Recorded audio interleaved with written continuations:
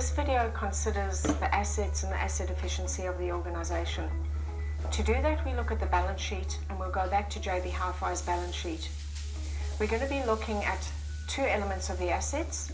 The current assets, those are the ones that we also call our working capital, the ones that move through the organization regularly, and then we look at our non-current assets, or the infrastructure type assets of the organization.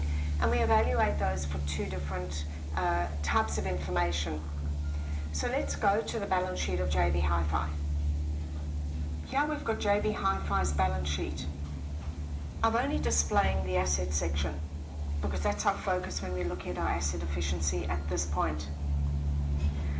We will examine the current assets and some of the asset efficiency ratios related to that, but I'll do that in the second part of this video. In this first part, let's look at the non-current assets. So the examination here that we're considering is, are these assets generating sufficient revenue for us? And this is where the ratio of sales to total assets comes in, or the return on sales figure. So the other thing that you should be doing when examining these is look at the breakup or the makeup of the types of assets within the organization.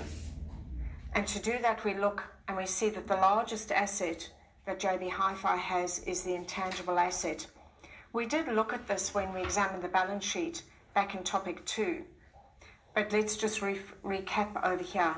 This was the premium paid when they acquired JB Hi-Fi. When they acquired The Good Guys. So it includes the premium paid and also the brand names associated with the organization. So that's the single largest asset within the organization. And the second largest is the inventories.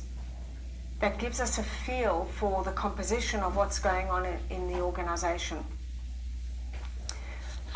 When you're doing the evaluation as well, things like the intangible asset, remember that while it was an actual dollar paid, it did reflect a perspective on what it was perceived as the worth of The Good Guys.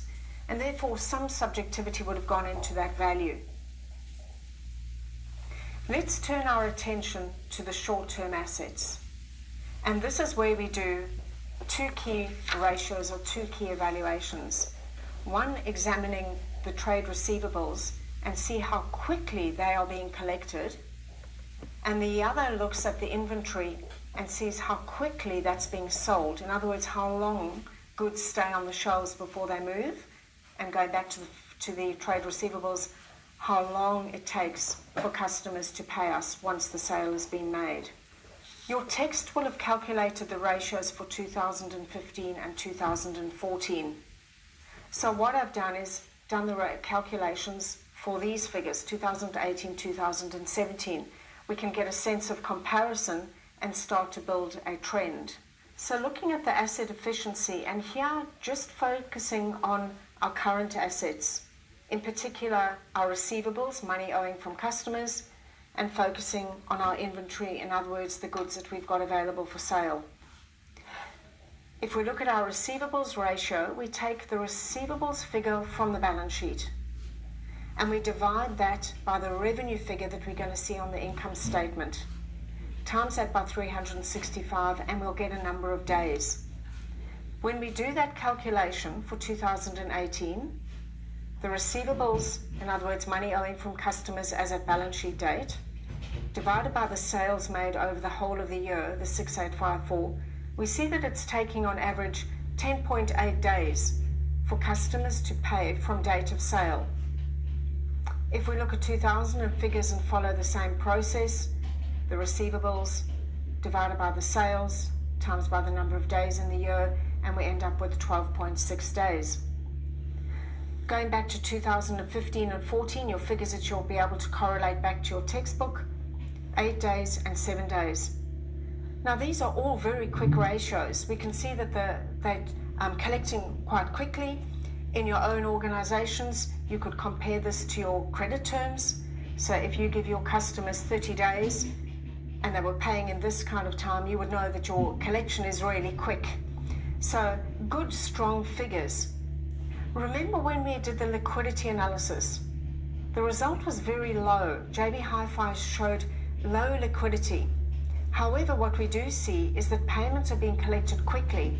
So this gives us, I guess, a stronger position and alleviates some of that potential liquidity concern that we might have. Let's turn attention now to inventory, or the stocks, goods available for sale. We do a similar sort of calculation. We take our inventory from the balance sheet and divide that by the cost of sales figure that we find on the income statement. When we look at 2018, our inventory of 891 divided by the cost of sales of 5384, we see that it's 60 days. So it's taking on average 60 days from the time that goods are purchased by JB Hi-Fi until they're sold, so about 2 months. In 2017, it was slightly longer at 71.3 days.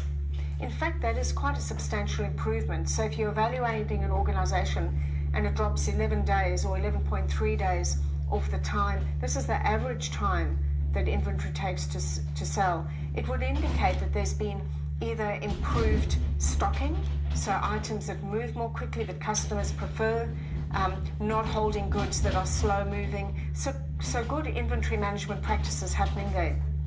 If we go back to the previous years, we see 60 days and 59. So it seems that the 60 days, 60, 59 is the general trend, and perhaps that day, which was that year, remember there was the acquisition of the Good Guys, and possibly there might have been some stock that got brought in from the Good Guys that wasn't moving as quickly, that pushed that figure out. And again, this is where we can have a look at trends. We don't have 2016, but it gives us a sense that maybe that was an outlier, and the Good Guys acquisition may have been the reason for the outlier. Again, the nature of inventory will substantially affect this. So if you're dealing with fresh food, that figure would need to drop down substantially lower. If you're dealing with perhaps motor vehicles, properties, luxury goods, they may take a little longer. This is substantially influenced by the inventory management.